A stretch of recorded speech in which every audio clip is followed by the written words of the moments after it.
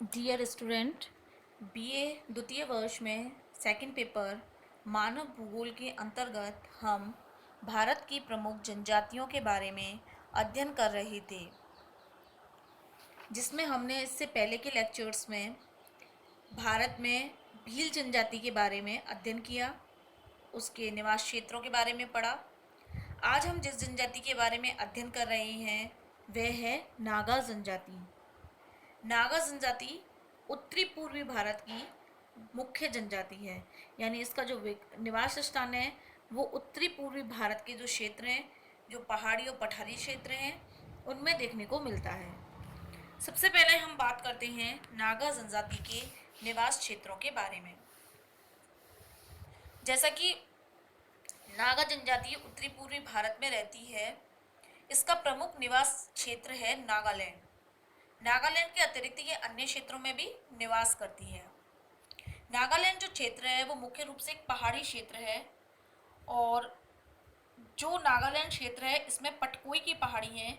पटकोई की पहाड़ियों में मणिपुर और मिजोरम के जो पठारी भाग हैं, इसके अलावा असम और जो अरुणाचल प्रदेश हैं, उनमें सभी क्षेत्रों में नागा जनजाति निवास करती है।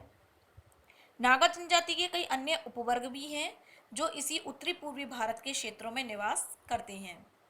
इसके अंतर्गत अगर हम बात करें तो मणिपुर, मिजोरम, त्रिपुरा के जो पर्वतीय क्षेत्र हैं वहाँ से लेकर ब्रह्म की अरकान पहाड़ियों तक विस्तृत नाग पहाड़ियाँ हैं। उनके दक्षिण में कुकी, लुशाई, लाखेर और चिन, ये चार जनजातियाँ प्रमुख रूप से रहती हैं जो नागा जनजाति की उपवर्ग हैं।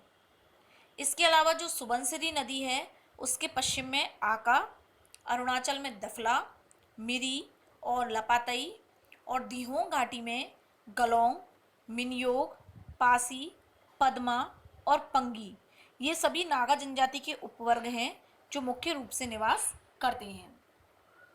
तो इस तरीके से देखा जाए जो नागा जनजाति है वो मेनली उत्तरी पूर्वी भारत और उत्तरी पूर्वी भारत में स्थित अरुणाचल प्रदेश, असम, त्रिपुरा, नागालैंड आदि इन सभी क्षेत्रों में निवास करती है। इन क्षेत्रों के बाद में सेकंड हम बात करते हैं इस क्षेत्र की भौगोलिक दशाओं के बारे में, यानी कि जो नागा जनजाति का निवास क्षेत्र है वहाँ किस प्रकार की भौगोलिक परिस्थितियाँ देखने को मिलती हैं। तो जैसा कि हमने बात करी कि ये पहाड़ी और पठारी क्षेत्र है, तो जाहिर सी बात है कि इस क्षेत्र में पर्वतीय विस्तार अधिक देखने को मिलता है। जो नागा पर्वत है उसकी सबसे ऊंची चोटी है सारामती, और सारामती की ऊंचाई है 3826 मीटर। इसके अलावा अन्य ऊंची पहाड़ियाँ भी हैं, पर्वत भी हैं जिनकी ऊंचाई है 3000 मीटर। पश्चिम की ओर जो कोहिमा है, यानी कि जो इस नागालैंड राज्य की राजधानी है, वहाँ पे कोहिमा की पहाड़ियाँ स्थित हैं जिनकी सबसे ऊंची चोटी है जपबो। इसकी ऊंचाई है 2995 मीटर। यह जो क्षेत्र है इसमें मैदानी क्षेत्र का अभाव मिलता है, या तो यहाँ घाटियाँ मिलती हैं या फिर पर्वत श्रृंखलाएं पाई जाती हैं, यानी समतल मैदानी क्षेत्र इस क्षेत्र में नहीं मिलते हैं।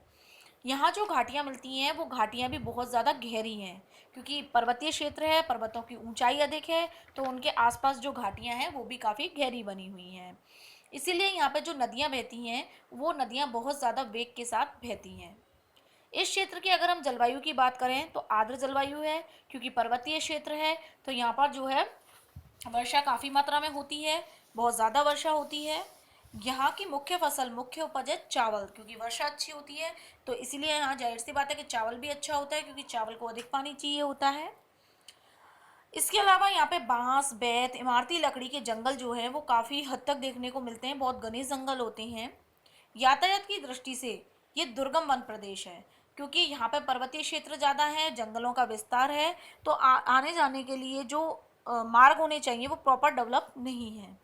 इसके अलावा यहाँ पे जीव जंतु, हिंसक जीव जंतु जैसे शेर वगैरह और विषैले कीड़े मकोड़े भी काफ़ी संख्या में रहती हैं। तो यहाँ ऐसे बात की जाए भौगोलिक वातावरण की तो कुल मिलाकर यहाँ पे जो जीवन है वो पहाड़ी जीवन है, और विषम परिस्थितियाँ हैं और विभिन्न प्रकार की कठिनाइयाँ जो हैं वो यहाँ देखने को मिलती हैं। भौगोलिक दशाओं के बाद हम बात करते हैं नागा जनजाति के उद्भव के बारे में, यानी नागा जनजाति का विकास कैसे हुआ, इसके बारे में अलग अलग विद्वान अपने अलग अलग विचार व्यक्त करते हैं। जैसे कि कुछ विद्वान जो है वो ये मानते हैं कि जो नागा शब्द है वो इसीलिए नागा पड़ा है क्योंकि ये लोग नंगे रहते हैं, यानी कम वस्त्र पहनते हैं, तो उससे जो है वो इनका नाम नागा पड़ गया। दूसरा वर्ग ये मानता है कि नागा शब्द को लोगों ने नाग से जोड़ दिया। नाग का मतलब है सांप से। ये लोग सांप को पूजते हैं, तो इसीलिए कुछ लोगों ने ये माना कि इनको नागा इसलिए कहा जाता है क्योंकि ये नाग को पूजते हैं।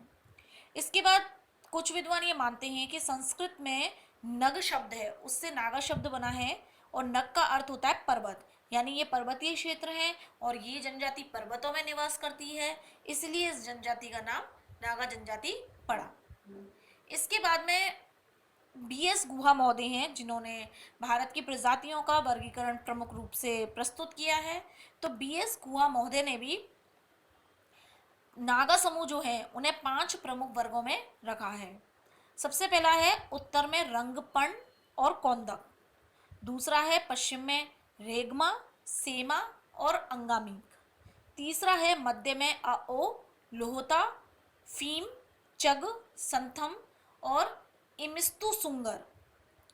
इसके बाद में दक्षिण में कचा और काबुई, और लास्ट जो पांचवा है वो है पूर्वी क्षेत्रों में तंखल और कन्या केहू। बीएस गुहा ने ये 5 इसके वर्ग बताए हैं जो कि नागा जनजाति के प्रमुख समूह हैं और प्रमुख रूप से नागा जनजाति के क्षेत्रों में निवास करते हैं। अब हम बात करते हैं नागा जनजाति की अर्थव्यवस्था के बारे में। जब हम इसकी अर्थव्यवस्था की चर्चा करते हैं तो जब ये पहाड़ी और पर्वतीय क्षेत्रों में है तो मुख्य रूप से इनका जो व्यवसाय है वो है एक तो कृषि करना, पशुपालन और आखेट। जहाँ पर भी अगर इन्हें सुविधाएं प्राप्त होती हैं वहाँ पर जो नागा जनजाति के लोग हैं वो अपने घर के सदस्यों के साथ मिलकर कुटीर उद्योग भी स्थापित कर लेते हैं। लेकिन इनकी जो प्रमुख आर्थिक क्रियाएं हैं वो है आखेट अर्थात शिकार करना, मछली पालना और कृषि कार्य करना। तो ये इनकी अर्थव्यवस्था का हिस्सा है जिसमें हम सबसे पहले बात करते हैं आखेट के बारे में, शिकार के बारे में। नागा जनजाति जो है वो शिकार में काफ़ी प्रवीण यानी कुशल होती है। पहाड़ी और मैदानी नागा अलग अलग विधियों का प्रयोग करके शिकार करते हैं। जंगलों से जानवरों को खदेड़कर नदियों के जो खादर होते हैं उनमें ला करके भालों से ये मारते हैं।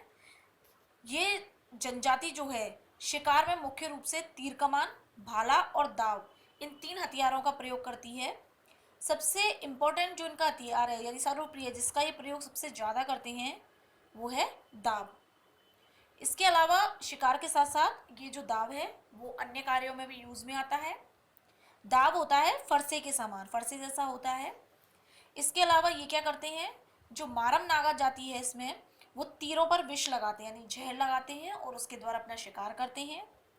इनके आखेट के यानी शिकार करने के जितने भी नियम होते हैं उनका पालन ये बहुत ही कठोरता से करते हैं, यानी जो नियम इन्होंने बना रखे हैं उन नियमों में किसी भी तरह की लापरवाही नहीं बरतते हैं। इसके अलावा जैसे अगर जब ये कृषि करते हैं, ये जैसे इन्होंने नियम बना रखा है कि जिस समय कृषि करेंगे कृषि के समय में ये शिकार नहीं करते हैं। यदि किसी अन्य गांव की सीमा में शिकार करते हैं तो अन्य लोग भी इसका हिस्सेदार बनते हैं, यानी ये अकेले उस शिकार को अपना शिकार नहीं मानते हैं। तो इस तरीके से ये इनकी शिकार की प्रक्रिया है जिसमें ये कई नियम और कायदे कानूनों का पालन करते हैं। शिकार के बाद बात आती है कृषि कार्य की। कृषि का काम भी करते हैं मुख्य रूप से देखा जाए तो। इनके द्वारा जो पहाड़ी क्षेत्र है वहाँ पर सीढ़ी नुमा खेत बनाकर कृषि की जाती है। इसके अलावा ये करते हैं स्थानांतरित कृषि, जिसे झूमिंग बोलते हैं उत्तरी पूर्वी भारत में। इस कृषि में क्या होता है, ये जंगलों को काट करके और साफ करके भूमि पर एक स्थान पर 2 या 3 वर्षों तक कृषि करते हैं और बाद में लंबे समय तक उस भूमि को परती छोड़ देते हैं, यानी उस पर किसी तरह की कृषि नहीं करते। इस बीच में इस क्षेत्र में दोबारा से झाड़ियाँ पनपने लगती हैं, फिर उनको साफ कर देते हैं और साफ करके दोबारा से कृषि कार्य करते हैं। तो इस तरीके से जब ये सीढ़ीदार खेत बनाते हैं तो उसको बनाने से जो भूमि का अपरदन होता है यानी मिट्टी का जो कटाव होता है वो नहीं होता, वो कटाव रुक जाता है। जब ये कृषि कार्य करते हैं तो फसलों की सिंचाई के लिए तालाब और नहरों का प्रयोग करते हैं। कृषि उत्पादन की दृष्टि से जो नागा जनजाति है वो स्वावलंबी नहीं है। बाग भी लगाते हैं ये लोग। बागों में ये संतरा, सेब, नाशपाती और चाय का उत्पादन मुख्य रूप से करते हैं। अगर इनकी मुख्य फसल की बात करें तो इनकी मुख्य फसल है पहाड़ी धान, जो चावल होता है पहाड़ी, उसको उगाते हैं ये। चाय की झाड़ियाँ जंगली रूपों में मिलती हैं, और इसके अलावा ये कुछ कपास का उत्पादन भी करते हैं। तो इस तरीके से देखा जाए तो इनके द्वारा कृषि कार्य जो है वो स्थानांतरित कृषि के रूप में सीढ़ीनुमा खेत बनाकर किया जाता है, और मेनली जो खाद्यान्न फसलें हैं या फल हैं उनका ये उत्पादन करते हैं। कृषि कार्य के बाद इनकी अर्थव्यवस्था में जो तीसरा प्रमुख कार्य आता है वो आता है कुटीर उद्योग। कुटीर उद्योग का मतलब होता है घर के सदस्य मिलकर जब कोई उद्योग धंधे की स्थापना करते हैं या कोई उद्योग करते हैं तो उसे हम कुटीर उद्योग के अंतर्गत शामिल करते हैं। इनका जो मुख्य कुटीर उद्योग है वो है धागों द्वारा कपड़ा बुनना। ये कपड़े बुनने का काम करते हैं। जैसा कि आपको चित्र में दिखाई दे रहा है, दो स्त्रियां हैं जो कपड़ा बुनने का कार्य कर रही हैं। कपड़ा बुनने के लिए ये लोग छोटे छोटे करघों का इस्तेमाल करते हैं, और मुख्य रूप से ये मोटा कपड़ा बनाते हैं। यह धंधा सभी नागाओं में प्रचलित नहीं है, यानी कपड़े बनाने का काम सभी नागाओं द्वारा नहीं किया जाता। केवल दो ही उपवर्ग हैं जिनके द्वारा ये काम मुख्य रूप से होता है। नागा जनजाति में जो श्रम विभाजन है उसका भी कठोरता से पालन होता है, यानी किस तरीके से काम करना है, कौन कितना काम करेगा, ये इनके बीच में डिसाइड किया जाता है। जैसे कि कुछ लोग कपास से उगाते हैं, कुछ लोग सूत काटते हैं और कुछ कपड़ा बुनते हैं। यानी इन्होंने काम बांट दिया है, जो कपड़ा बुनने का काम करेंगे वो कपड़ा ही बुनेंगे, जो कपास उगाएंगे वो कपास ही उगाएंगे। इसके अलावा कुछ लोग हैं जो मिट्टी के बर्तन भी बनाते हैं। चटाइयाँ और टोकरियाँ बनाने का काम भी किया जाता है। इसके अलावा इनमें लोहार जो होते हैं उन लोहारों को बड़े ही आदर भाव के साथ में देखा जाता है। ये जो लोहार होते हैं इनका निवास हर नागा के गांव में मिलता है, और ये कृषि के लिए अपने औजार भी बनाते हैं। तो इस तरीके से इनके द्वारा ये जो अपनी अर्थव्यवस्था से संबंधित कार्य है वो मुख्य रूप से किया जाता है। इसके अलावा इनकी अर्थव्यवस्था में मछली पकड़ना भी सम्मिलित है। मछली पकड़ने का जो काम है ये तालाबों और नदियों में करते हैं। इसके अलावा जो पहाड़ी भाग हैं उनके स्थित नीचे जो तालाब हैं उनमें जाल, टोकरों और भालों की सहायता से ये मछली पकड़ने का काम करती हैं। तो इस तरीके से ये जो जनजाति है ये खाद्यान्न फसलें भी उगाती है, अपना जो है वो अर्थव्यवस्था यानी कृषि कार्य, पशुपालन, कुटीर उद्योग आदि के माध्यम से अपना जीवन यापन करती है। तो इस तरीके से हमने नागा जनजाति के निवास क्षेत्र, भौगोलिक परिवेश, उनकी अर्थव्यवस्था के बारे में चर्चा करी। अब अन्य में बिंदुओं पर चर्चा हम अगले लेक्चर में करेंगे।